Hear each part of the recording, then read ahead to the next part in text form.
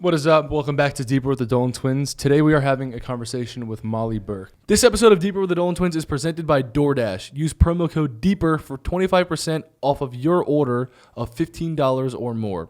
Also, thank you to Macy's for sponsoring this episode. And right into the app.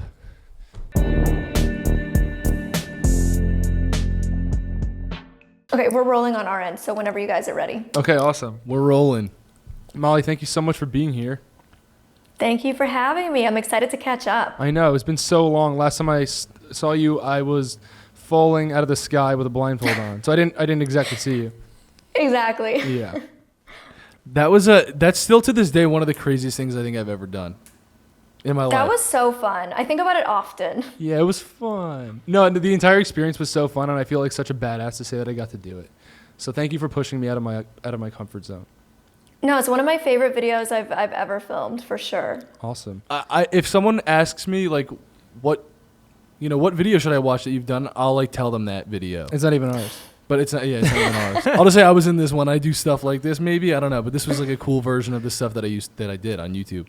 But that was so scary for me because we like started the whole we put the blindfolds on when we were on the ground, and the level of trust that I needed to have in the guy that was strapped to my back was intense because I couldn't see the straps and everything like that, and I couldn't check them. And yeah, while I was falling. Well, that's the biggest thing when you're blind is like trust. Like you just kind of you're forced to trust people, which I think in one way is a blessing because it means you just build like really deep bonds with people, and you just have like this optimistic outlook on humanity. Yeah. But at the other way, it's also can be scary sometimes because it puts you in a vulnerable position to have to like trust complete strangers. Yeah, that's one of the things that you told me originally that I had never really thought about until I really put that blindfold on. I'm like, wow, my life is in the hands of this guy strapped to my back right now, and if he messes up, I'm not going to be able to call him out on it. I won't know. So yeah, that was really crazy. And then you said even like Uber rides and everything, and just things that I never really thought about. Yeah, Ubers and Lyfts, like if I don't have my guide dog with me, like if I'm just alone, I'll hide my cane because I don't want the driver to know that I'm disabled, that I'm a disabled woman, because it just puts me in a position of feeling like really vulnerable. And I mean, if you just look at the statistics, disabled women are really at risk for abuse and assault. So I just try to be as careful as I can, and that's one of the reasons I love having a guide dog, because when I get in the back of an Uber, or if I'm with a stranger alone, but I have this like 95-pound dog with me, people aren't going to mess with us. Yeah, you got to imagine. And so that's so interesting that you say, because that's also something that slips a lot of people like me and enabled people's minds, is like something as simple as an Uber ride can cause so much anxiety for a person like you without your guide dog. Pretty much every little thing is impacted in one way or another. At the end of the day, like I'm used to living the way I do as a blind woman. I'm used to adapting and changing how I do things, but certainly the vast majority of things that I do every single day are in one way or another impacted by the fact that I can't see it. And from our conversation that we had when we hung out together, you let us know that you weren't always blind also, or fully. Yeah. So talking just about adapting, that's an extreme adjustment that I feel like most of humanity would be very terrified by. And it's something it was really hard. I was born legally blind, and I was diagnosed at 4 with retinitis pigmentosa, which slowly degenerates your vision, so you slowly lose your vision over time. And I ended up losing the majority of it when I was just 14. And I think we can all look back at being 14 in like 8th grade and think about like what a tough time that was, because you're going through puberty, your hormones are racing through you, you're leaving middle school, entering high school, you're kind of coming into your own, you're maybe starting to date or figure out your own sense of style and music, and all of these things in your life are changing. And so then to add going blind on top of that, it was a lot to deal with. And it was a lot at such a young age, because other 13 and 14-year-olds that I was going to school with couldn't even begin to comprehend what I was going through. So it made it very hard to have any empathy. So I ended up just being, instead of having support from my friend group and empathy for what I was going through, I had a lot of bullying and a lot of people like misunderstanding or judging me. Yeah, and so when you speak about empathy, are you saying there was a lack of empathy from others towards yourself or from you towards others? Because I could imagine that you just, going blind that year and then hearing other people complain about little stupid things like, oh, this person, passed a note that said something bad about, there's like that middle school talk and middle school drama, but to you it was probably irrelevant at that time. Yeah, because, you just had gone to losing your vision.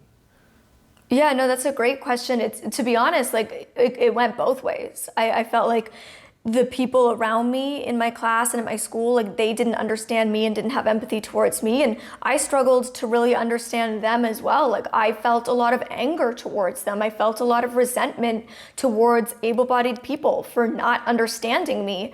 But that same anger and resentment that I felt towards people not understanding me and not having empathy towards me is the same kind of driving force to make me want to start my YouTube channel, to make me want to speak out and share my story publicly, as like vulnerable and hard as that is sometimes, because I eventually on my journey to recovery realized that I can't really be angry at society for being ignorant when there's such a lack of access to learn about disability. And as young kids, we're often taught like, oh, don't look, don't point, don't look at somebody who's different, don't ask questions, don't point at them. But how are we supposed to help educate kids and help them understand if we don't encourage them to ask questions? All the time I hear when I'm walking with my guide dog or a cane, a little kid go, "Mommy, why does that girl have a stick?" Or "Why does she get to bring her dog to the store?" And it always makes me sad when parents go, "Shh." I'm like, no, don't hush your kid. And I'll always try to go out of my way to get down on the kid's level and kneel down with them and say, "Hey, I want to tell you all about my dog or all about my cane. And this is why I have it. And this is how it helps. And this is why I use it." Because kids need to know, because kids become adults. And disabled people face so much discrimination because adults are scared of us, because they were never taught that we're just like you. That we're just normal people who do things a little bit different, whose bodies don't function quite the same way. And so it's that exact like resentment and anger and lack of empathy that I had towards people that drove me to want to build that bridge.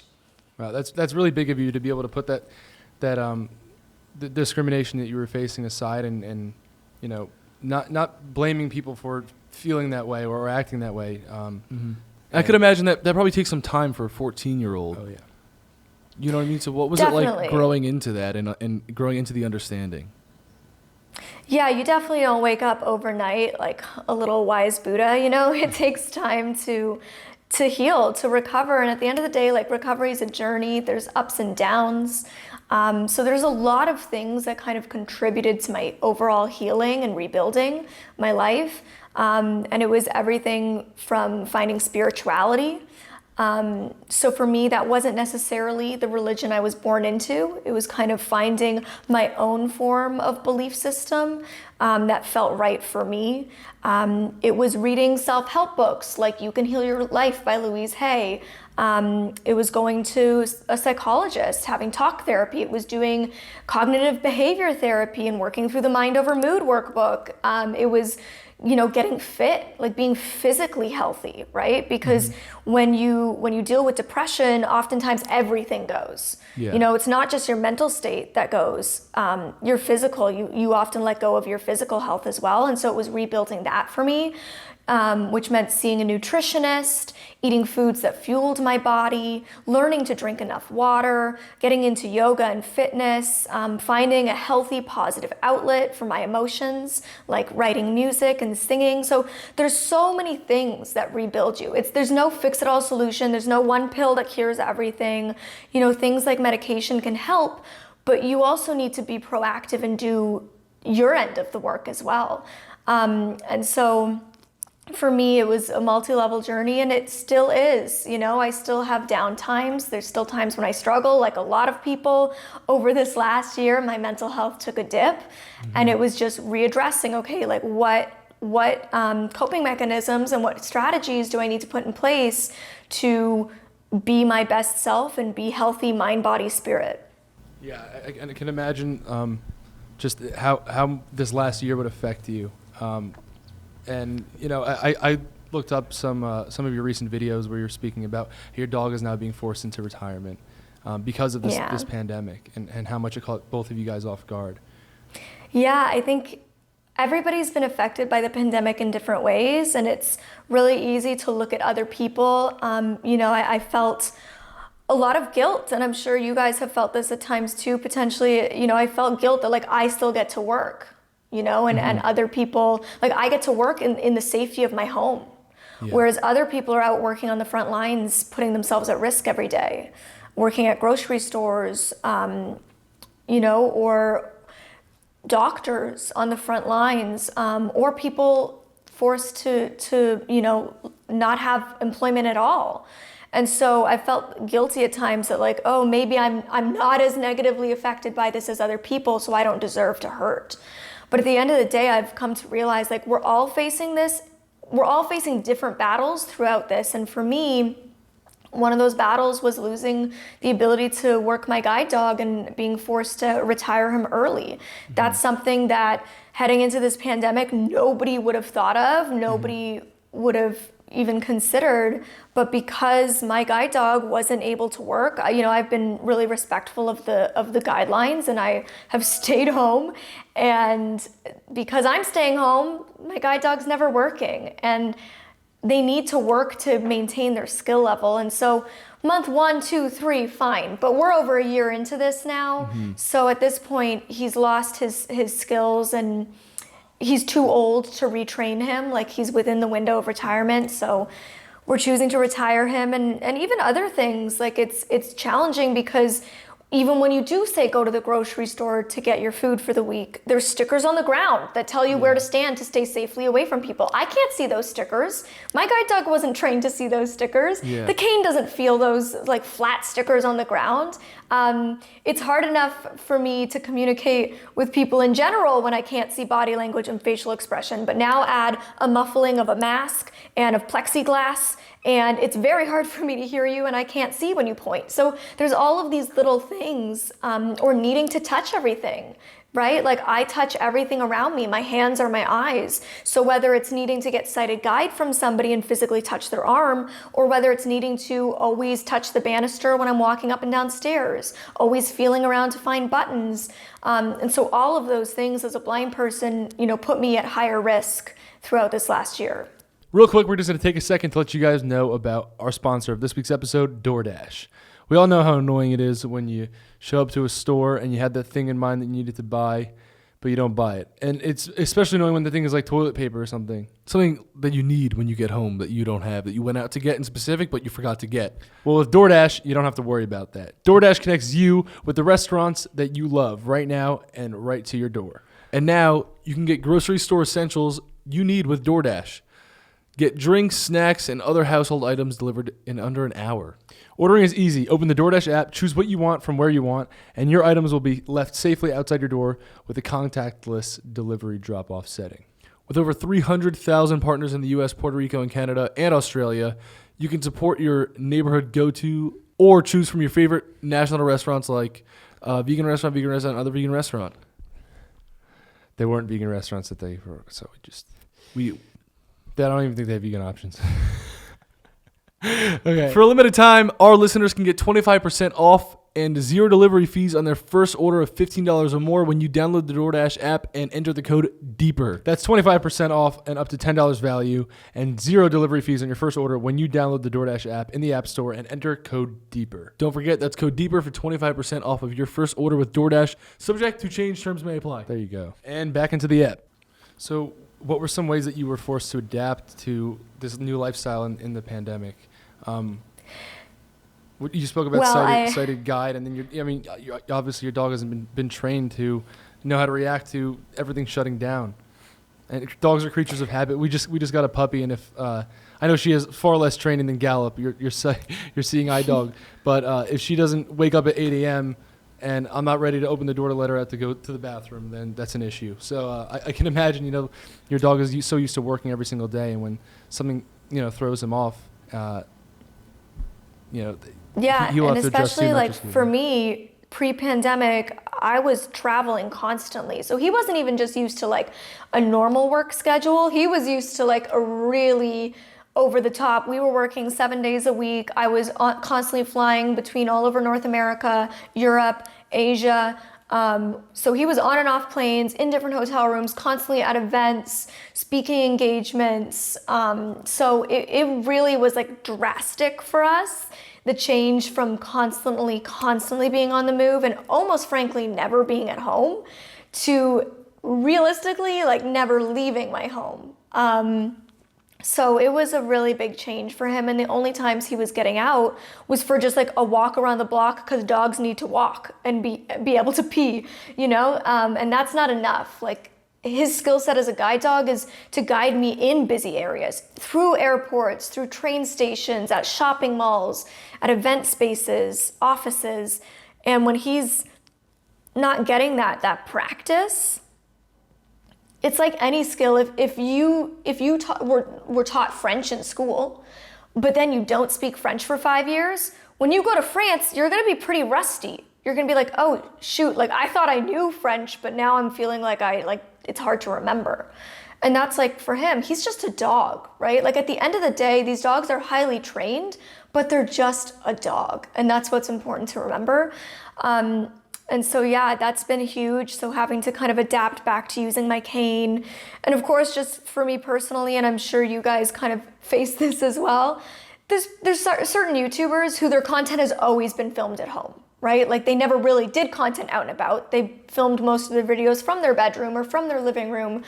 But I would say like a good 80% of my content was filmed out and about in the world, like out doing things, showing people how I live life as a blind person and how I do things, and sharing my life with them. And so when my life became my four walls, it definitely was like creatively a strain to kind of come up with ways to help people still feel like they can escape and I can be a fun distraction for them twice a week when I'm under such constraint creatively to come up with like fun videos twice a week from my bedroom. Yeah.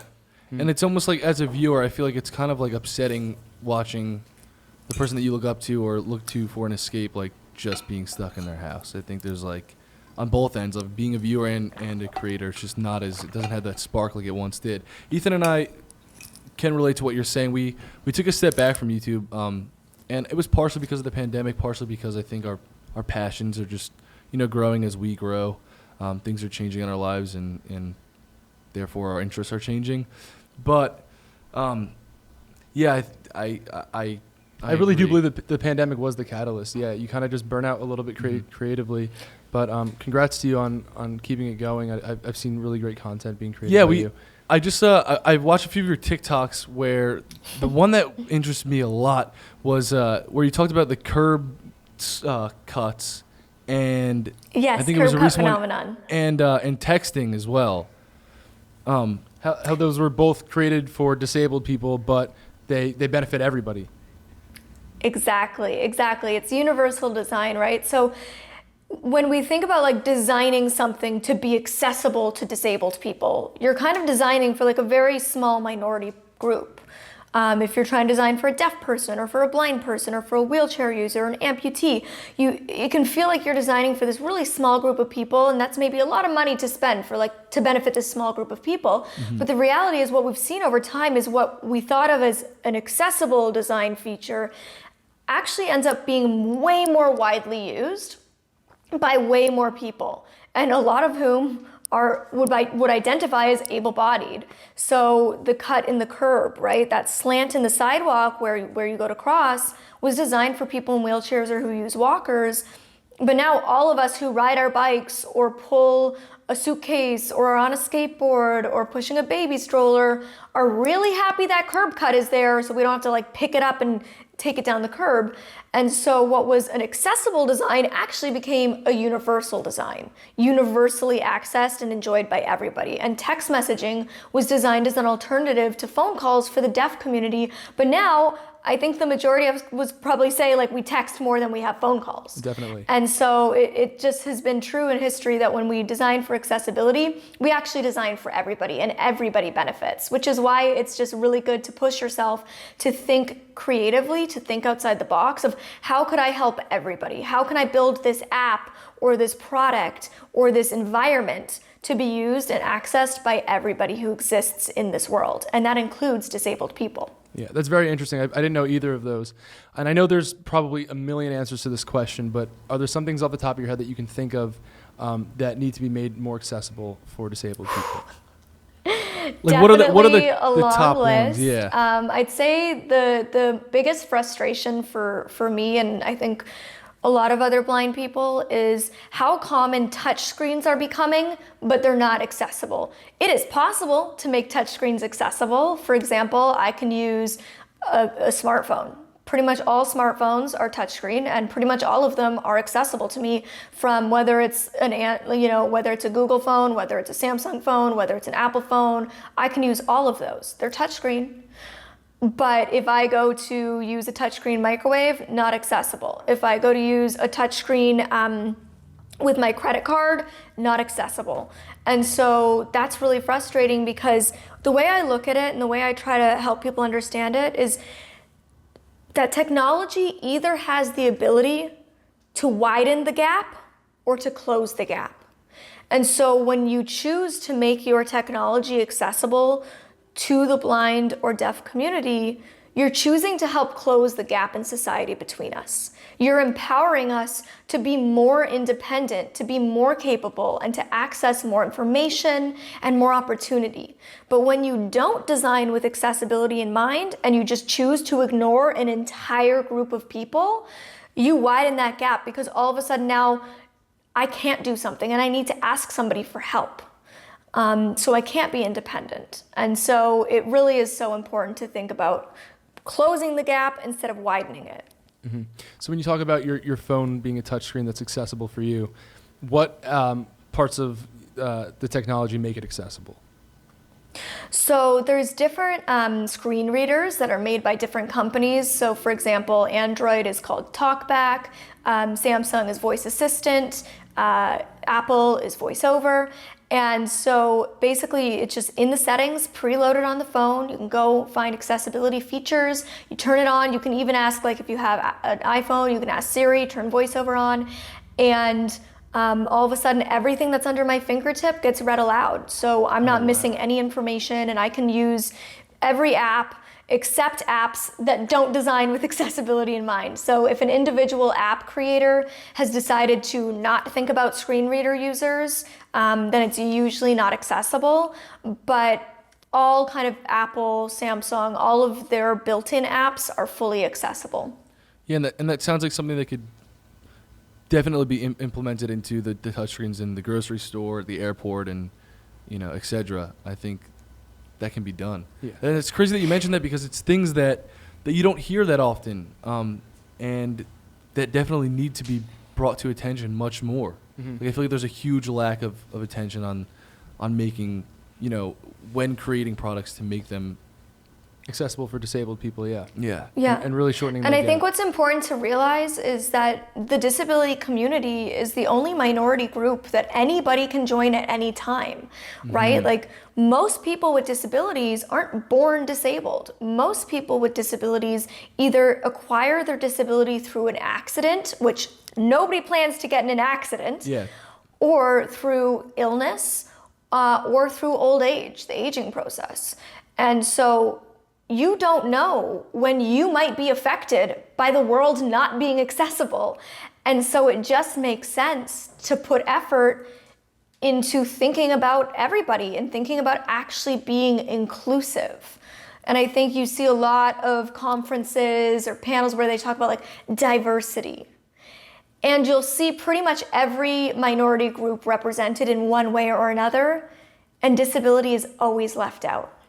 It's never there. And that's why people don't hear about it. That's why people don't hear anybody really talking that loudly about the need for accessible product and design, is because we're so often left off the conversation. We're left off the table. And that's why I make content. That's why I want to try to like get a microphone and yell as loud as I can to help people understand. And it's awesome to see how many more disabled content creators are out there sharing their stories and raising their voice and raising awareness, breaking stereotypes and misconceptions. But we still, as a community, we still have a long way to go before we really have, equal rights and equal opportunities. Definitely. Another real quick break. I just wanted to say Happy Earth Day. And I know you guys probably expected us to say something about it, so here it is. Because you guys know that we're vegans and we lay face down in the grass and kiss the ground because we just appreciate the planet that much. Mm-hmm. Crest trees and whatnot. We do all that stuff, and because we love Earth so much. Throw on your favorite active gear from Nike, Adidas, Under Armour, and more, and go out and enjoy your beautiful planet. Take a hike, walk, bike ride, or just bask in some mud. And some much-needed vitamin D. That's what it says. That. What I like to do outside is I don't actually like to roll around in mud, but I do. I have friends that do. And what I like to do outside is get a workout in. I like to go for a walk with Avalon, and just everything that I like to do inside, I like to do outside also. Like eat. Yeah. If you're looking regular things. If you're looking to learn more about sustainable products, check out the Chart Club sheets. They feature a Made in Green certification that verifies a product has been tested for harmful substances and guarantees it has been manufactured using sustainable processes under socially responsible working conditions. That's awesome. That's great. Thank you, Macy's, for doing that. Plus, if you just want to be more thoughtful in your everyday life, Macy's has a ton in the world of reusable, like food storage containers by Pyrex and OXO, water bottles, stainless steel straws, and so much more. I'm going to say OXO just in case OXO is OXO. Okay. And don't forget, Mother's Day is right around the corner. And you can find some great shopping ideas at Macy's.com/gift guide. Whether it's your own mother, sister, aunt, or another special mother in your life, Macy's.com/gift guide is the perfect place to look for a gift that will make an impact. And back into the episode. So we also spoke because you are so independent as a blind woman. A lot of people have created conspiracies about how you can actually see. Yes. Oh my goodness, yes. Which is ridiculous for someone that you've never met before to just tell you that you can see when you've done so much in your life to adapt to this new lifestyle and overcome so many hurdles. I could just imagine how shitty that must feel. Yeah, it's very invalidating of all the very real pain and discrimination that I've had to face and go through and still do on a daily basis. And, it's invalidating to all the work that I've put in to be independent, to be capable, to be successful. And you see it even like there's Reddit threads devoted to how I'm faking it, but there's also plenty of Reddit threads devoted to how pretty much anybody with a chronic illness or disability on social media is somehow faking it. There's like a whole thread on Reddit called illness fakers, and they just any content creator, they try to go and like find clues and debunk their disability. And there was just a case where Amy Lee Fisher, a chronically ill YouTube creator in England, passed away at 23 due to her chronic illness. And there was threads devoted to how she was faking it up until she passed away. And it's really incredible that these people have such passion to go out of their way and invest such time, energy, and effort into debunking people who are bravely getting out there and sharing their stories to help create change. And I would just like to say, the amount of people who fake illness or disability are the vast minority. Yeah. The majority of people who claim to have cancer, the majority of people who claim to be in a wheelchair, the majority of people who claim to have some form of illness or disability actually have it. There are not that many people who fake it, but unfortunately, the people who do fake cancer and scam a bunch of people for money, the people who do fake, like there was a Twitch user who was pretended to be in a wheelchair and then was caught when he thought he ended the stream, but he stood up out of his wheelchair and started to walk off screen, even though he hadn't ended his Twitch stream. So he was caught faking. Those people get a lot of media attention. way more media attention than those of us who are actually authentically out here sharing our story. And so then it puts doubt in all of the rest of us. But I promise you, the majority of us, we're just out here trying to share our story and raise awareness. And if we don't fit the mold that you expect somebody who's chronically ill or disabled should fit, that's exactly why we're making content. Because the mold that's been shown in media isn't the only way we present. The way we've been presented in mainstream media isn't accurate, and that's why we're here. Mm-hmm. So, and that's why, I believe it's so important that we need to teach the youth about this instead of hiding them from it. That's something that you mentioned in this conversation that stood out to me so much is that it isn't taught to us from a young age. And it's also, it's so stigmatized that when you're a young person, you don't know how to speak about it, so you're afraid to. Exactly, and that's why it's like if we're taught about it at a young age, it's destigmatized, right? It just becomes normal. Yeah. And I don't know about you guys, but when I was growing up, there was no books in kindergarten about disability. Like, there's plenty of picture books about families and diversity, but none of them ever included disabled characters. There wasn't TV shows that showed disabled people, cartoons for kids. There needs to be, and there is more and more nowadays, but still nowhere near enough.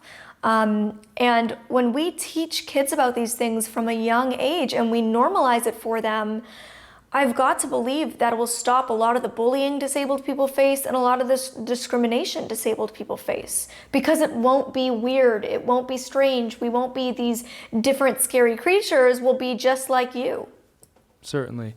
Yeah, and I came to a realization in my personal life lately, and that was that I've pretty much been raised by media. The media that I consume has taught me almost everything I know. I left high school at a pretty early age, 14, to come out to LA and pursue my passion. And from then, I just learned from my peers and I learned from media. And especially in this past year, I feel like I've learned almost the most that I have because I've been just inside and had so much free time to do all the research that I wanted to do. And I've realized how important representation is in just mainstream media. Mm-hmm. And having positive role models. Yeah. You know, I always encourage parents to watch the YouTubers and TikTokers and creators that their kids are watching, because your kids are learning from those people. And, you know, they have the power to positively influence kids or negatively influence them. So I think it's really important that parents actually take an active role in social media and understanding like what's out there.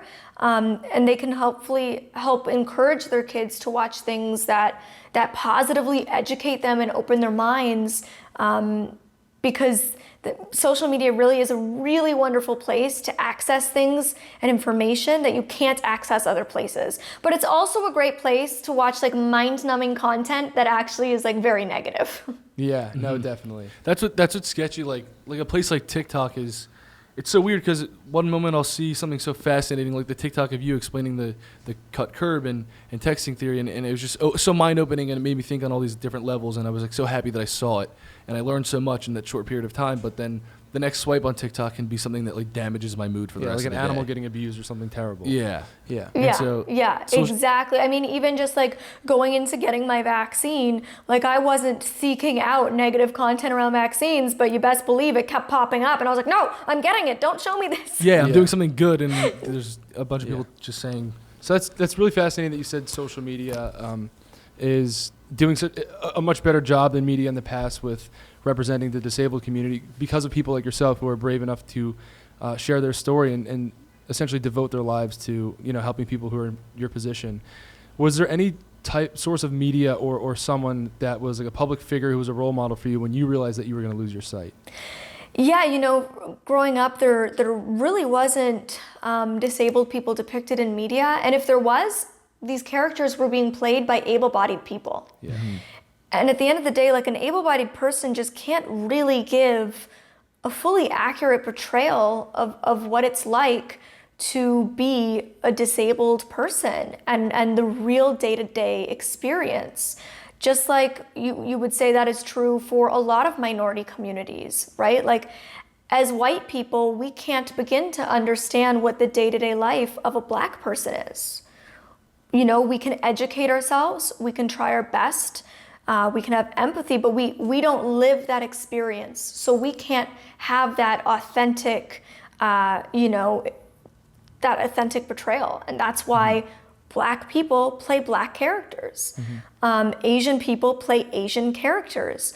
And so it really is important to me that like trans people be the ones playing trans characters so they can bring that authenticity, that disabled people get to portray disabled characters so they can bring that authenticity. And so even when it was there, it didn't really feel right for me. And the other blind people that are actually blind and in the media were people like Stevie Wonder. But for me as like a young blind female who like loves makeup and fashion, I didn't really see myself in Stevie Wonder. Yeah. And so for me, the closest thing to kind of a real inspiration in media was Demi Lovato, because she was somebody who always openly talked about her mental illness, about bullying, about struggle, like she really openly talked about some really challenging things at a time when other celebrities weren't really doing that. And that really felt empowering to me. I was like, okay, if Demi Lovato can open her wounds publicly to help create change, then I can find the strength to do the same on a much smaller scale. Yeah, wow. That's, when you mention people playing characters that are authentic to who they are as humans. I got into a conversation with someone about this recently, and they were kind of pro if someone has the ability to act and they're better than say this trans person who's auditioning for this trans role at acting, then shouldn't they get the role? And I strongly disagreed, because not only would the trans person who's auditioning for the trans role represent and portray a trans character in a film or a TV show or whatever it may be, but they're also a human being beyond that. So someone who is trans, is part of the trans community, can watch that content and then not only be empowered by the character, but do more research and find out who plays that character, and then maybe that's a role model for them. Exactly. It goes beyond just that one movie. Yes. It's what that person is doing and who they are representing and who they are inspiring and empowering and connecting with. And those people deserve a platform.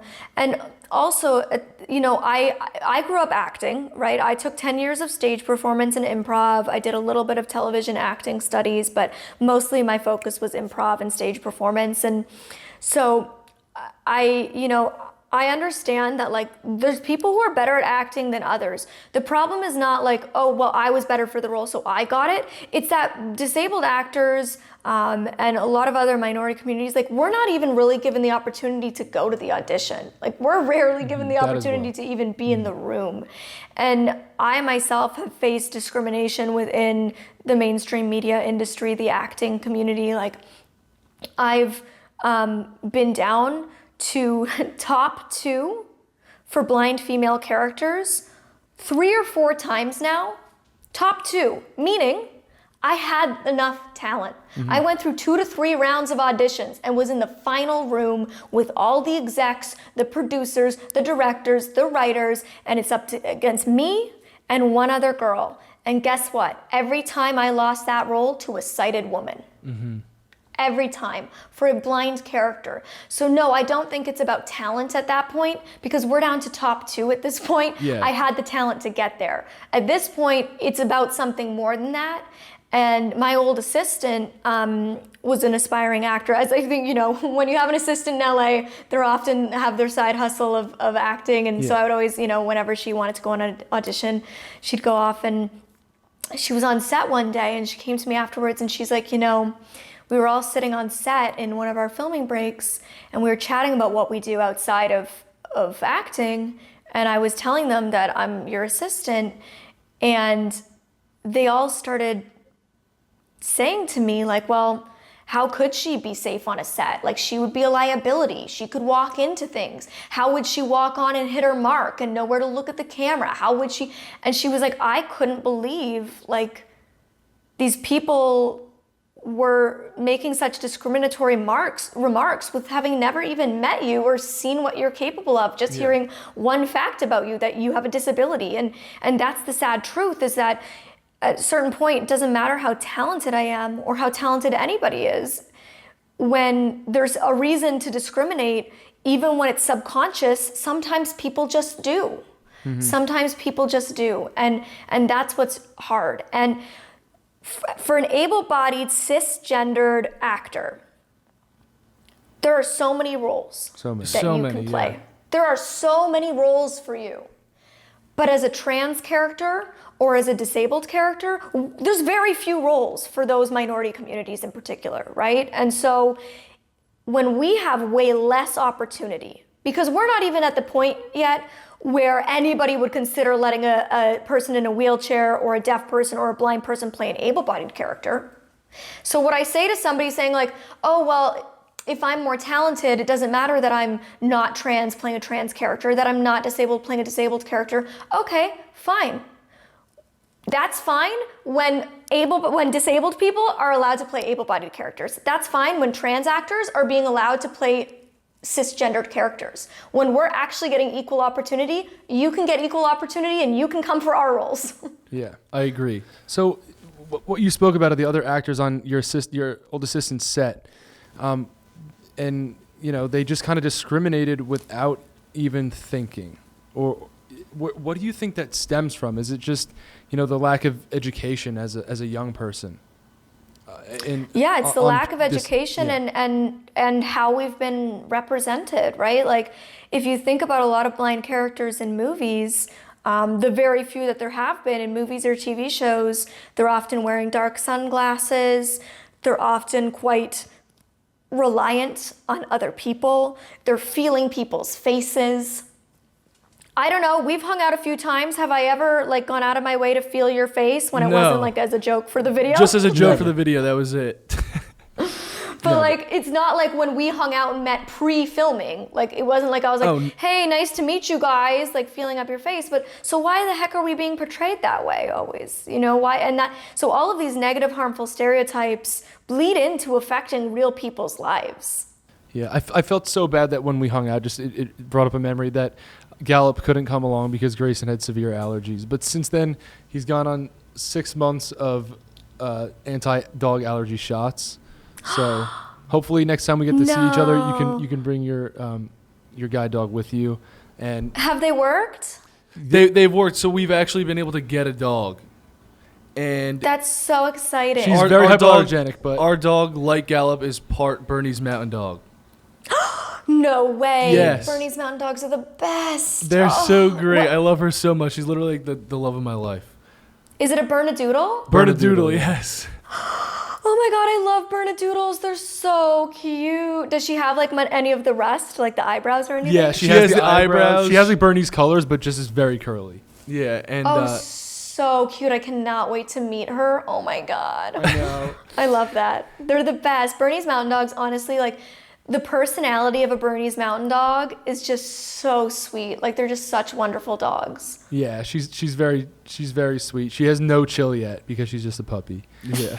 But she's so sweet. How does your dog do around other dogs? And I'm sure that they've been trained to. Yeah, can you explain that? Because our dog's not good around other dogs. I know she didn't go through any training process other than me telling her no when she pees on the floor. But yeah, she's not good around other dogs yet. Yeah, Gallup, so they train them that when their harness is on to ignore other dogs. So it's really funny because I'll be walking down the street with him and another person walking their dog will start jumping and barking and Gallup literally like won't even look. Even look. And it's so funny. I feel really bad when like somebody's dog is really misbehaving and Gallup doesn't even look at the dog. I'm like, oof, that's embarrassing for you. My dog was just like, I don't even know you're there. Like, he just like straight faces it. But when he's off harness, you know, he's allowed to play with other dogs. I think because of like the fact that he kind of ignores dogs when his harness is on, he often will kind of like not even really care about other dogs. But the odd time he'll meet a dog that he's like super into and he's doing all the tail wags and the butt sniffing and yeah, but only off harness. Wow, that's so crazy how he's able to distinguish. I mean, obviously he's able to distinguish between wearing his harness and not. And knowing what the rules are when he has his harness on versus when he doesn't have them on. Do you know what the training process is like for these dogs and how long it takes? Yeah, so it's different for each guide dog school. There's a lot of different guide dog schools. I believe in the US there's something like 12 different guide dog schools. And so each school has a different kind of time period that they train for. The school that I go to is called the Mira Foundation, and I'm actually doing a fundraiser for them right now. Each dog cost $40,000. One dog. $40,000. Wow. So I decided, and they're charities, right? They get no government funding. It's all charitable donations. So like a lot of charities over this last year with the pandemic, they've been hard hit. And so I decided to try, especially because I'm about to go get my third $40,000 dog from them. I really wanted to try to do my part and kind of mobilize the community that I have to fundraise. So we're at about $30,000 of the $40,000 goal. So I'm really excited. And I mean, basically that means that I get to cover the cost of my own dog, which is great because it leaves the rest of the money there to help train other dogs for other blind people that need them too. So really excited about that. But the Mira Foundation in particular trains their dogs for about 2 years. So my first guide dog, when she graduated, she was 2.5, and Gallup graduated a little after his second birthday. And they go for about 12 to 16 months of puppy training, which is where anybody, you, me, the next door neighbor, could adopt one of the puppies and do the puppy training. So this means bringing it to work, or if you're a student, bringing it to school, bringing it to the grocery store, and just getting it used to being in public environments, meeting people, learning to sit, stay, don't poop inside, the normal puppy stuff. And then after 12 to 16 months of that, it goes back to the guide dog school facility where it gets its formal training. And before it goes into formal training, they do a testing process. And depending on how many tests the dog passes, it gets slotted into which program it'll be trained for. So a lot of schools train for multiple different disabilities. For example, the Mira Foundation trains for wheelchair users, autism support dogs, and blindness. And so the least amount of training required is autism. So when they don't pass very many tests, they get slotted to the autism program just because it requires less training. The second is wheelchair. And then you have to pass the most amount of tests to be slotted as a guide dog because it's the hardest program to train for, requires the most training. And so once they've been slotted into their program, they begin training, and they do 6 to 8 months of in-harness training. So this is when they learn to put their harness on, and that, there's a difference between harness on and harness off. Harness off is playtime, harness on is work time. So what they do to get the dog used to going into the harness is they make a game out of it. They play games to get the dogs excited about the harness. And then they kind of teach them that, the moment the harness comes out, I get a treat. The moment the harness comes off, I get toys. And so they learn okay, harness not on, toys. Harness on, no toys. So they kind of start to create that divide in their mind. But they do lots of different interesting things. Like they have a kennel cat. So there's a cat that lives in the kennels with them so that the dog doesn't develop any kind of, attraction to cats as dogs can tend to have.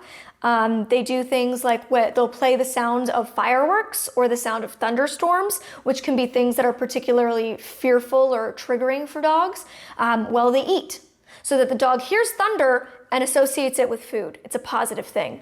And then they slowly wean them off food to a toy. And then they wean them off that to just being able to hear a thunderstorm or fireworks and not do anything. They just sit there.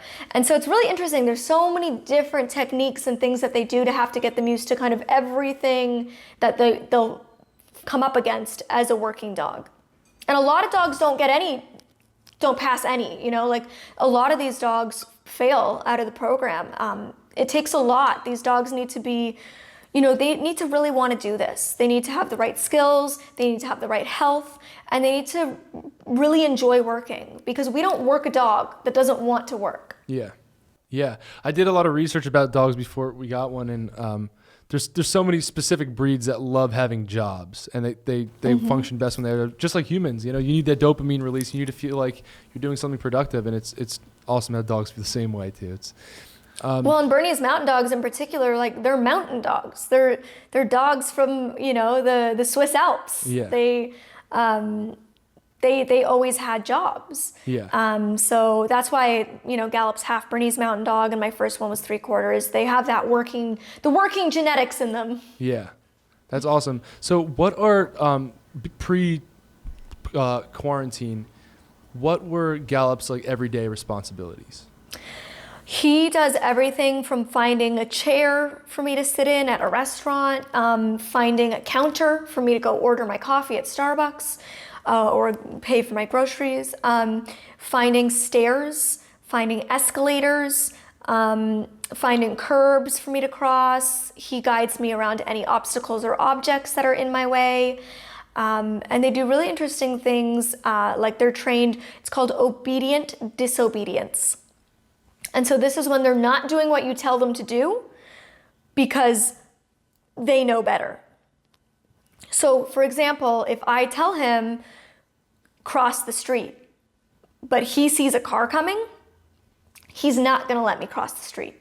So I'm telling him to do something and he's disobeying me, but it's obedient disobedience. He's doing it on purpose to keep me safe. So they're trained to do things like that, pull you away from moving vehicles. If you just Google like guide dog saving blind person's life, you'll see like a couple different stories that have happened over the years of say a blind guy falling into the train tracks and the guide dog rescuing him, things like that. They're absolutely incredible. Wow. Has there ever been a time where your guide dog has potentially saved your life or saved you from? I mean, I have had my first guide dog, Gypsy, pull me out of the way of a moving van, large van. Yeah, she like pulled me right back. Wow. And they very literally are my eyes, right? Like all my life is very literally in this dog's four paws. Mm-hmm. And that's why of all the service dog programs, guiding has to be the highest level. They have to pass the most tests because for a lot of other service dogs, the human tells them what to do and they simply have to do it. But for guide dogs, they actually end up having to make most of the decisions. I'll tell you to go left, but when you go left, you need to find all the problems and find the best way to get through them. So for example, if I'm in a department store, and department stores love to put like big bins of stuff in the middle of their aisles and make it really hard to navigate. And so if I tell him, go forward, but he looks at the space and says, okay, my mom and I aren't going to fit through this space, but she's telling me I need to get her to the end of this aisle. How am I going to go a different route and still get her to where she wants to go? So they actually need to make a lot of decisions. They need to think a lot of things through. So it's really interesting what they train them to do and what they're really capable of. Wow. This is the most random question that I can ask in the subject. But are there any other guide animals that have been used? Like, is it Mm-hmm. normally a dog? No, there is actually miniature guide horses. Wow. So you can get a miniature horse to be your guide animal. How much are those? I have no idea. It's funny because pre-pandemic, I was planning, I wanted to contact the school training facility and fly out there and do a video all about miniature guide ponies because I think it would be a really great education opportunity and just a really interesting thing for me and for other people to learn about and see. So hopefully post-pandemic, I can connect with the training facility and head out there to do a video because I think it would be amazing. Yeah. I'd love to learn more myself. I grew up dreaming, I rode horses growing up. So I grew up dreaming of having a miniature guide pony and then I got Gallop, like a horse running. There you go. And they come with the name. And so he came with his name, Gallop, and he's 95 pounds, and he was 85 pounds when I got him. And I'm really petite. As you guys know, I'm really short. Mm-hmm. And I, at the time that I got him, also weighed 85 pounds. So my dog and I weighed the same amount. And so when I got him and I told my parents, like, his name is Gallop, and he's huge, he weighs the same as me, they were like, you got your guide horse. You got your miniature guide horse. Careful what you wish for. Oh, so you talked about Gallop kind of being forced into retirement, and you guys are giving him an early retirement because you feel it's the right thing to do. If you were to, like, now because he's all thrown off from the schedule that we've had to adapt to over the past year, if he were to just go back out in public with you, what are some of the concerns that you would have for both of you guys? Yeah, so I bring him out. At this point, I'm kind of transitioning him to the retirement. So I'd say I bring him out 50% of the time, and then I bring my cane 50% of the time, whereas before it was like I never brought my cane, always gallop. But some of the things that I noticed when I was trying to like fully work him still was just more easily distracted. He used to have like laser focus, whereas now he's kind of like, oh, I want to go sniff that. Like it's almost like he's forgetting he's working, so he'll kind of just like start to go sniff something or pull me to go see something. Or if there's food on the ground, he's trying to eat it. Those are things that he never ever did. In fact, he's stealing food. If I like leave a sandwich down on the table, he'll like snap it up. He never would have done that before pandemic, never.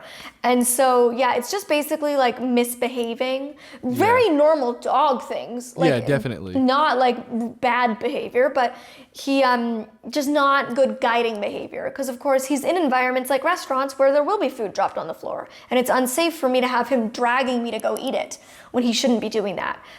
So overall, like his actual guiding is quite good. Like he's still guiding me. He's not walking me into obstacles. He's not completely not doing his job. He's doing his job enough that I still feel safe bringing him out sometimes.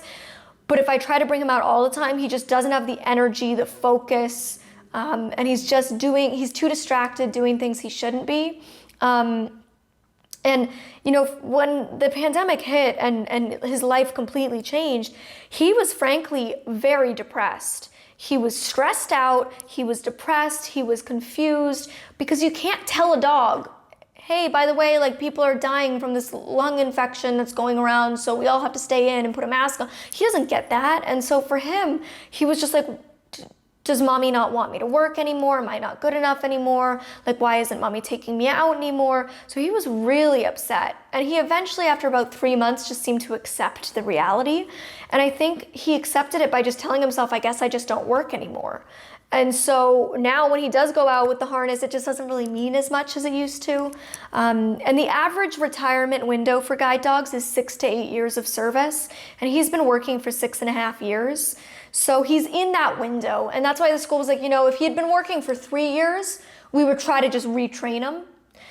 But he's been working, he's in the window of retirement. So like, why would we put the effort into retraining him for maybe another year of work when we can just retire him and get you a new dog? And so that's why the decision was made. But unfortunately, I've seen so many people in the blind community having to retire their service dogs, some of just a few years service, some also similar to me where they were in the window of retirement anyways, so it just made the most sense. But yeah, it's definitely been a big problem, and guide dog schools are going to be overloaded with needing to A, get dogs out to people they weren't expecting to need dogs this soon, and B, having to retrain a lot of dogs that lost some skill set. Are there any guide dog facilities that you know off the top of your head that accept donations? Because you said it's charity based, that we can just shout out real quick, because that is a great point that you just made. Yeah, like I said, they're all charities.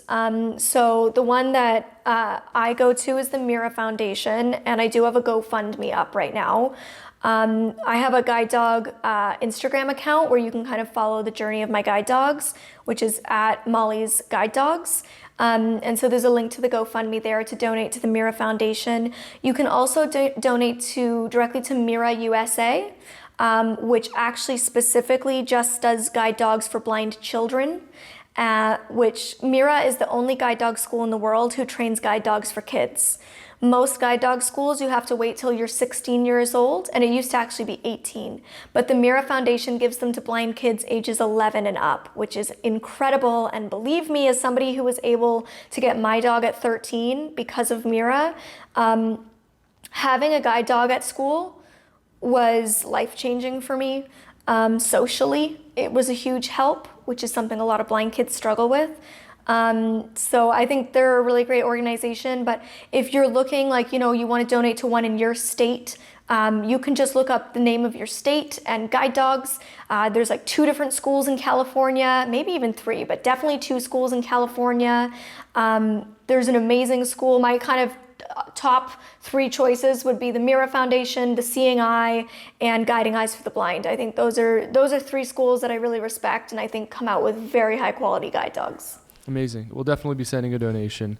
I heard you speak about the difference between being blind and going to school with and without a guide dog, and how when you had your guide dog, kids were so much more accepting, and it was kind of like an icebreaker to start a conversation for them to get to know you, is because you had this dog that, you know, everyone loves and wants to come up and see.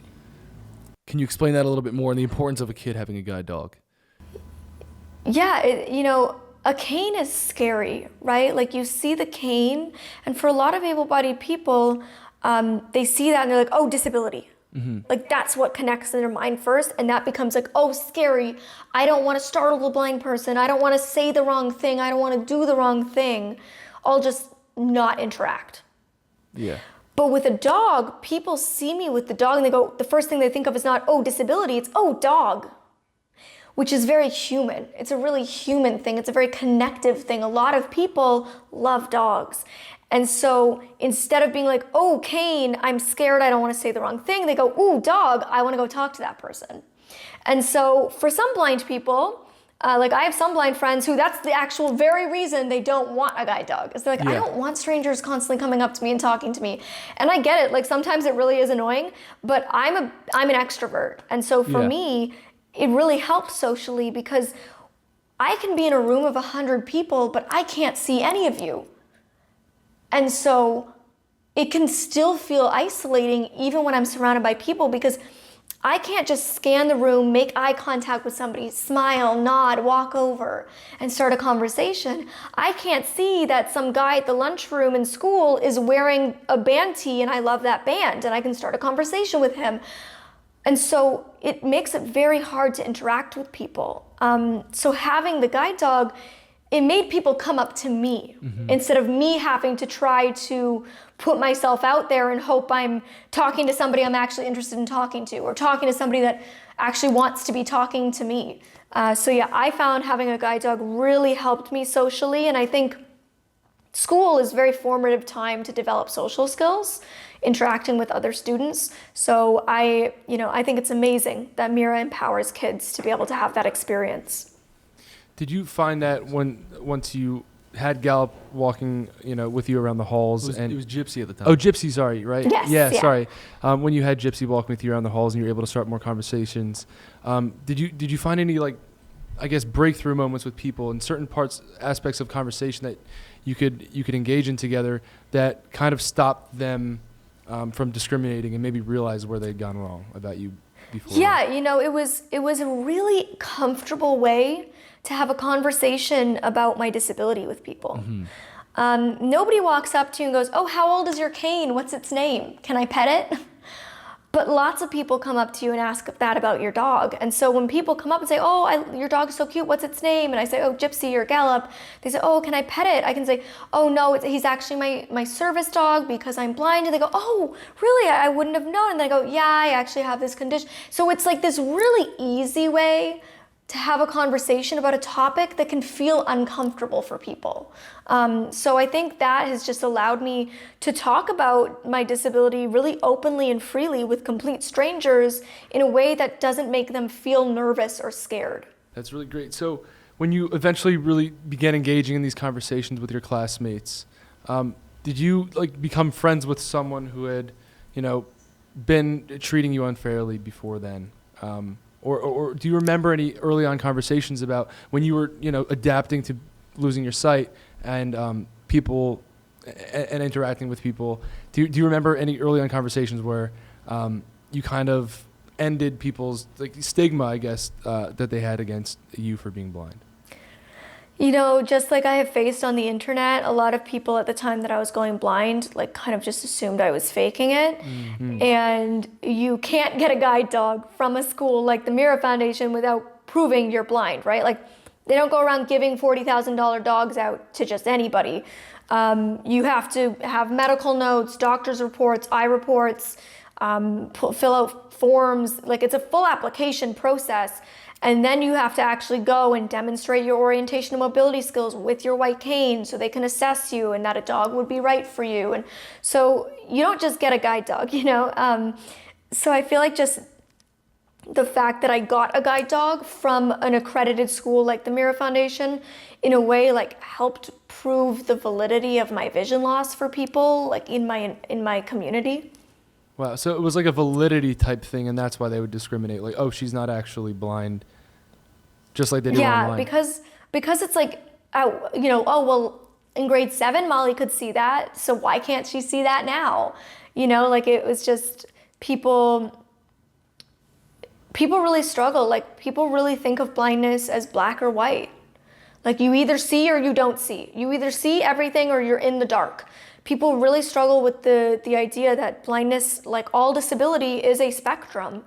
In fact, people who can see absolutely nothing are the minority in the blind community. Most blind people have some kind of remaining vision, and there's a lot of people living with degenerative vision loss, like myself, where it slowly gets worse over time.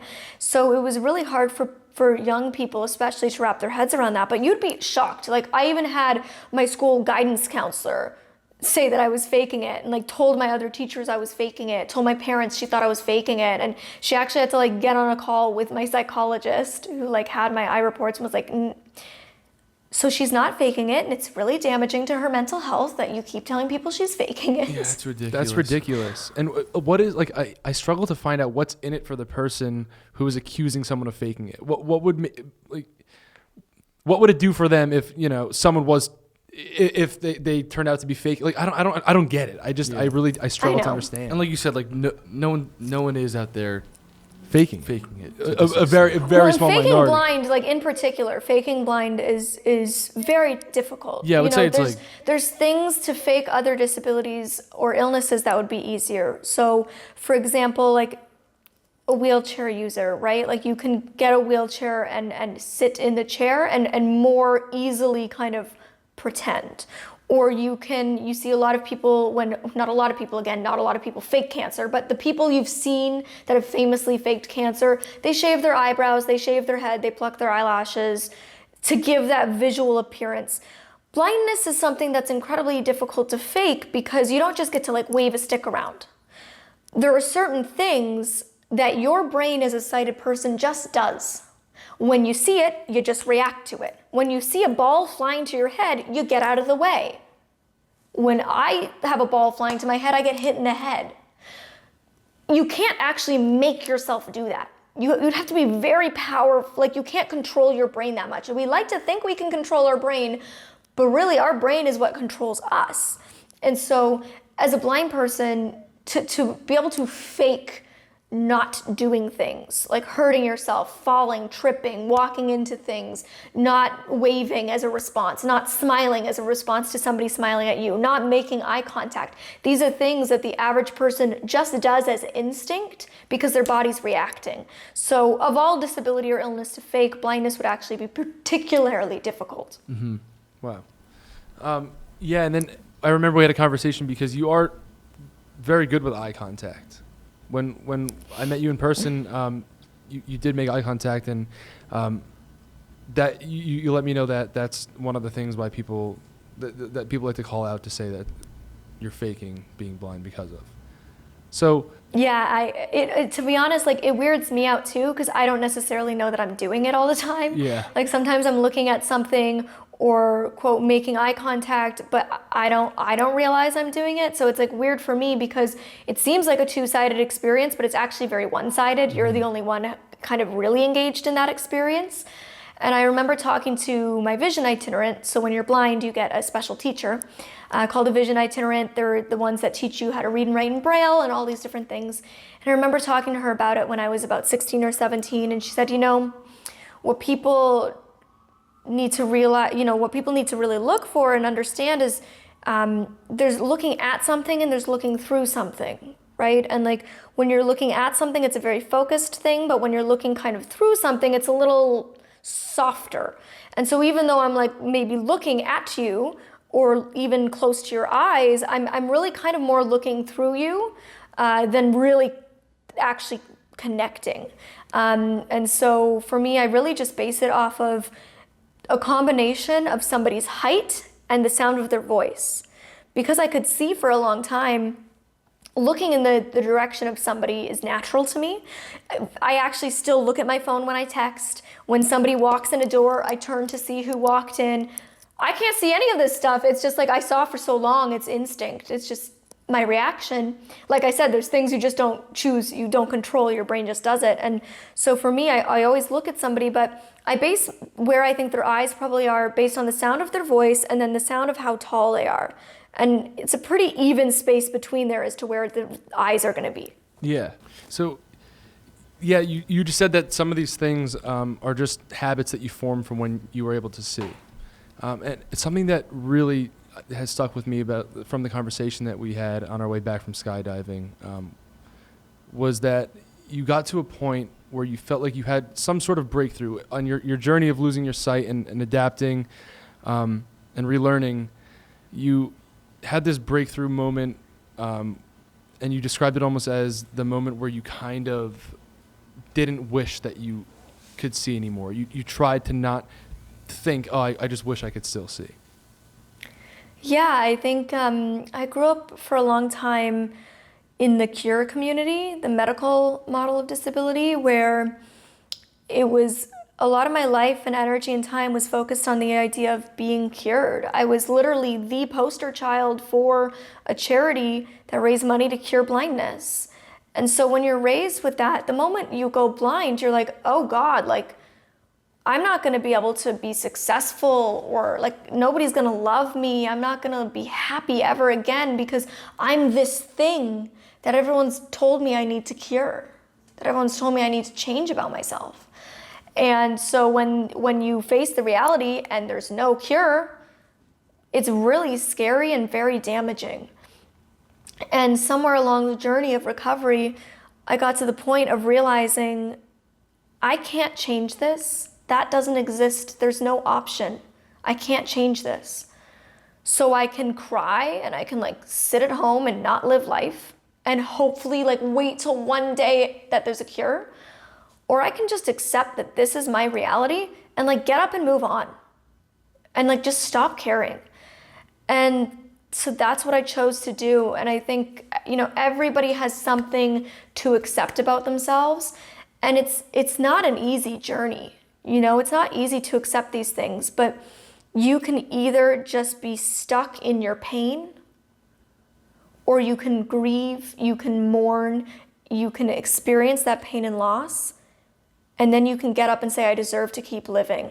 I deserve better than being in pain all the time. I deserve better than hating my life or myself for XYZ reason. I deserve to still enjoy life and be confident and be capable and do what I can do, make the best of the situation that I do have. And it's not the ideal and it's not what I would have wanted, but I'm gonna make the most of it.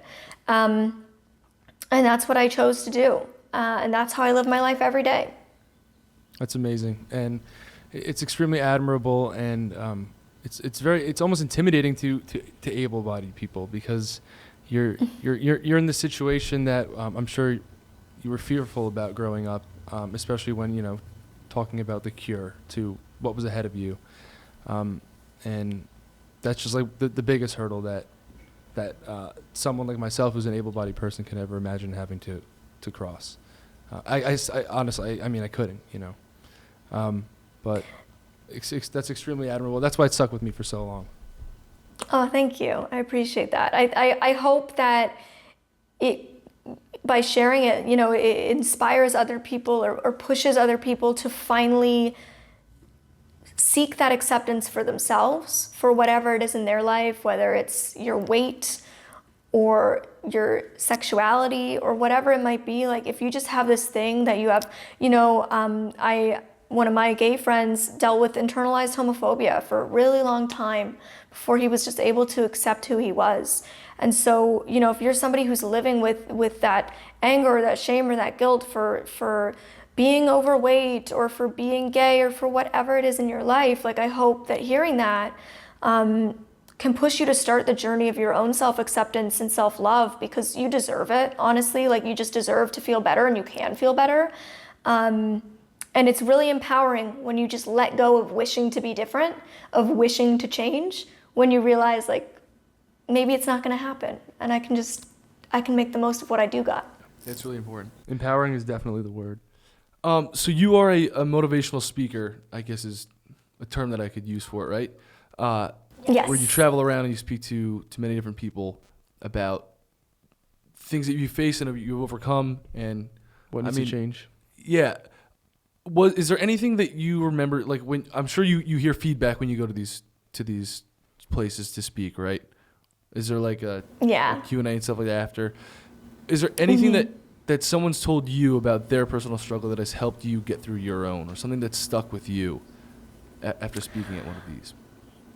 The biggest thing that stuck with me, I kept getting feedback from people after. They'd come up to me again and again and say,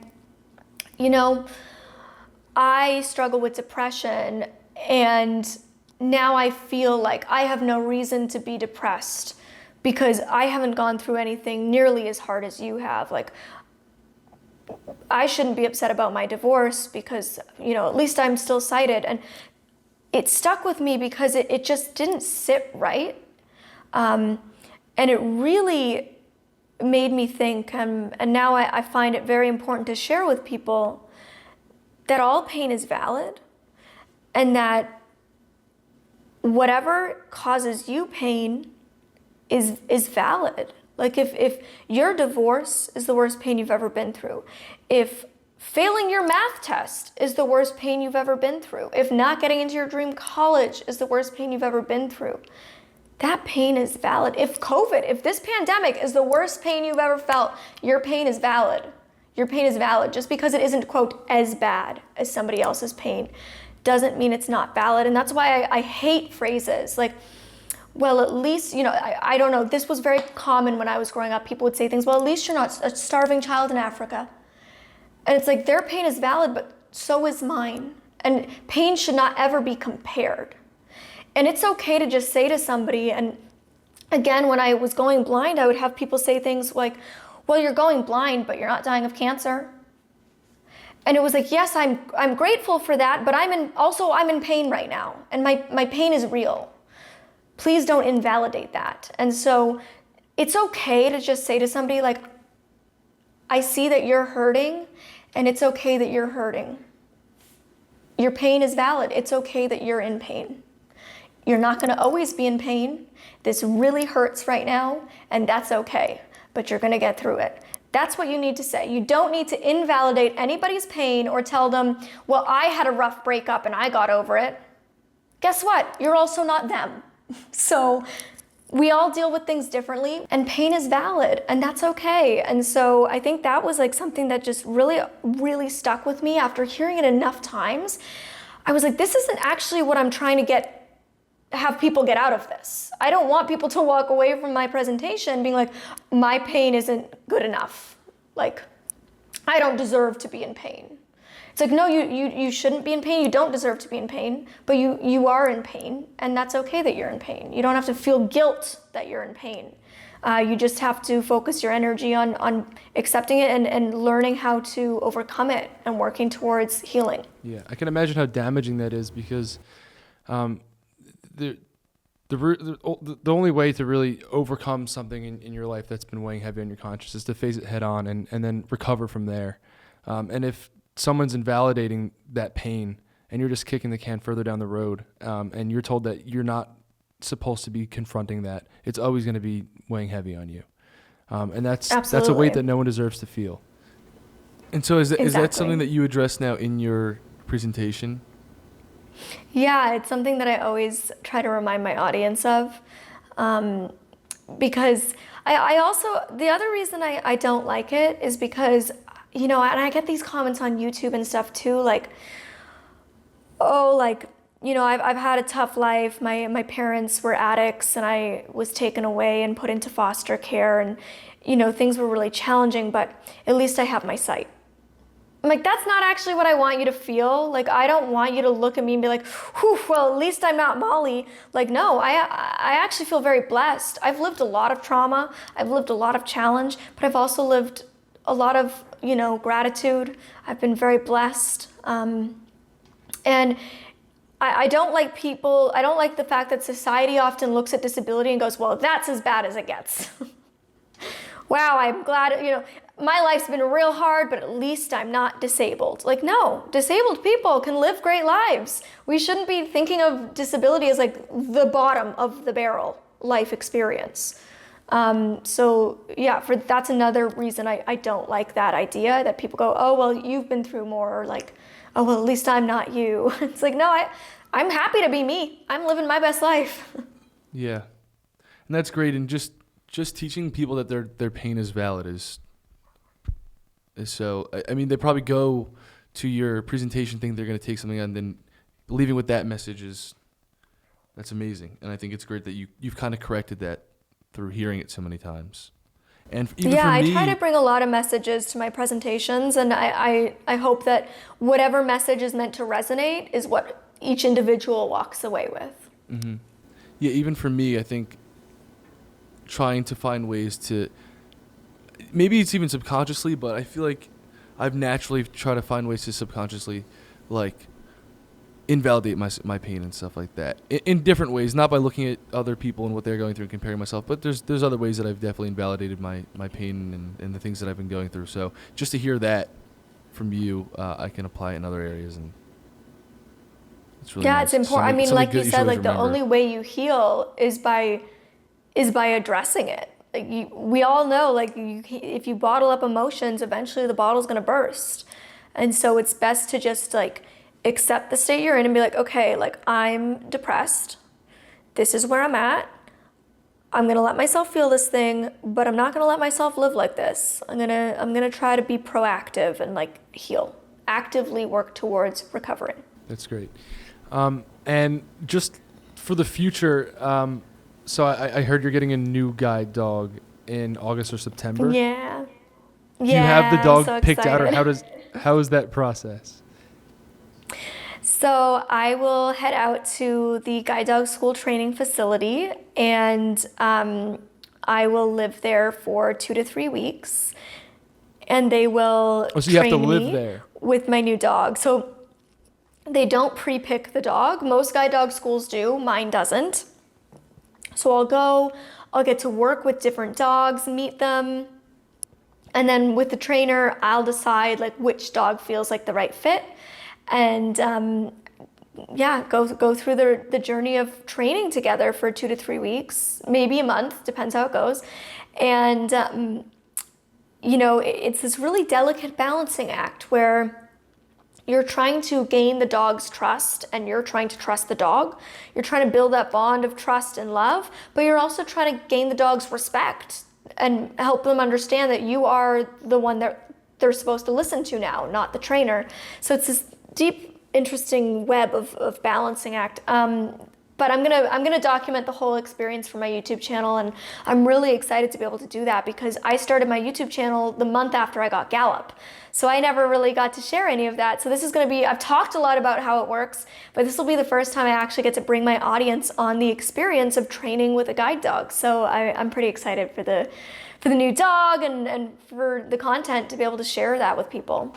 That's awesome. I definitely want to tune in for that, and I hope that next time we're able to see each other, our dogs can meet. Yeah, oh my God, I would love that. Puppy play date, burner play date. Burner play date. Do you think it'll be a Bernese, a part Bernese? Is it typically? Yeah, I think so. Both of my last two have been. My first one was 75% Bernese, Gallup's 50%. I am hopeful that I get either a purebred Bernese or a dog that looks like a burner because I love the eyebrows. The eyebrows. They're so cute. It's so funny to have eyebrows. I know, it's so cute. They're like one of the only dogs that have eyebrows. If you think about it. Yeah. Eyebrow dogs. Ethan has a big bushy beard now. I do too, so I'm not talking shit. But He really looks like a Bernese. Yeah, I kind of When look people like... say that you look like your dogs, Ethan looks like our dog. Oh my God, no way. My dad looked like our family pet. Like, they looked identical. It was so funny. I love people that look like their dogs. Yeah, that's Ethan. He's kind of like hijacked our dog from us a little bit because his girlfriend lives here with us and our dog stays in their room. So they become like her parents kind of, and I'm like the fun uncle, the funkle. Aww. So I'm actually getting a new dog. I've decided. No way. I'm gonna You're getting another dog? Yeah, we're gonna get another one. I'm addicted to dogs. So I'm gonna get. We just Me wanted too. to have Well, I someone... just got a cat 10 months ago. I adopted a cat almost a year ago now, actually. So now I've got my cat and my dog, and I want a bunny next. A bunny's on the You list. should do it, and then a mini horse. Yeah, exactly. Then the mini horse. That's awesome. I could just imagine how cute that would. We're sound gonna have a just farm trotting very around. soon. I know it for a fact. Yeah. That's what I want. Basically, my dream is just have like a farm. A All the farm. animals. We want a farm too, so we could visit each other's farms with our dogs. We can be farm neighbors. Yeah. Do you think you have the farm in Canada, or are you gonna try to find a farm in Los Angeles? I'll try to have one of those common LA farms, you know? So many of them kicking around LA. This conversation's been awesome. I'm so happy that we got to catch up and Yeah, hear me some too. more. This was really fun. And hopefully everything will calm down. We're all vaccinated and we'll be able to like hang out in person and have doggy play dates soon. Definitely. I think it's on the horizon. It was very inspiring once again to hear you speak, and I really appreciate it. Thanks so much, guys. Thank you. Really. If we can just sign off with one more way that everybody can help, or it's something that we can take away from this to apply to our everyday lives about how we can help, whether it's on the awareness front, accessibility. What can we do to help the disabled community? The biggest thing you can do is educate yourself. Make an effort to follow disabled content creators of all different disabilities. Read blogs about disability, read books, documentaries. Crip Camp on Netflix is a great one. Just be active in learning, you know, because educating yourself is the first step to really building empathy and understanding and joining our community in our movement towards gaining, you know, equal rights and helping change the world. Thanks a lot, Molly. Thank Really you. Thank you for coming on and educating us and our listeners. Thanks, guys. Bye. Bye. Bye-bye.